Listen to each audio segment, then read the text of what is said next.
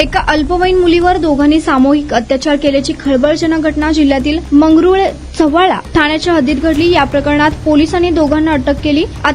अत्याचारापूर्वी पीडित अल्पवयीन मुलीस दारू पाजण्यात आल्याची धक्कादायक माहिती पुढे। पीडित 15 वर्षीय मुलगी ही अल्पवयीन असल्याची माहिती असताना संशयित रुपेश अनिल भोसले, सूरज मेट्रिस भोसले वय वर्ष 20 या दोघांनी तिला गाठले। पीडितेस आधी दारू पाजण्यात आली, त्यानंतर तिच्या इच्छेविरुद्ध दोघांनी जबरदस्तीने सामूहिक अत्याचार केला। घटनेची वाच्यता करू नये म्हणून पीडितेला जीवे मारण्याची धमकी देखील दिली। पीडिता शुद्धीवर आल्यानंतर तिने पालकांना घटनेची माहिती देऊन मंगरुळ चव्हाळा पोलीस ठाणे गाठले। त्यात संशयित रुपेश व सूरज या दोघांविरुद्ध अत्याचारांनी जीवे मारण्याची धमकीसह बाललैंगिक अत्याचार प्रतिबंध कायद्यान्वये गुन्हा दाखल करून त्यांना अटक करण्यात आली आहे। अटक दोघा संशयितांना एका दिवसाच्या पोलीस कोठडीनंतर त्यांची रवानगी न्यायालयीन कोठडी अंतर्गत मध्यवर्ती कारागृहात करण्यात आली। तसेच मंगरुळ चव्हाळ्याचे ठाणेदार संजय आत्राम यांनी सांगितले, पीडित ही अल्पवयीन असल्यामुळे तक्रारीनंतर तातडीने एफआयआर नोंदविला। सदर घटनेनंतर काही जमाव ठाण्यावर जमला होता। नातेवाईकांची समजूत काढण्यात आली आणि त्याच्यावर गुन्हा दाखल करण्यात आला।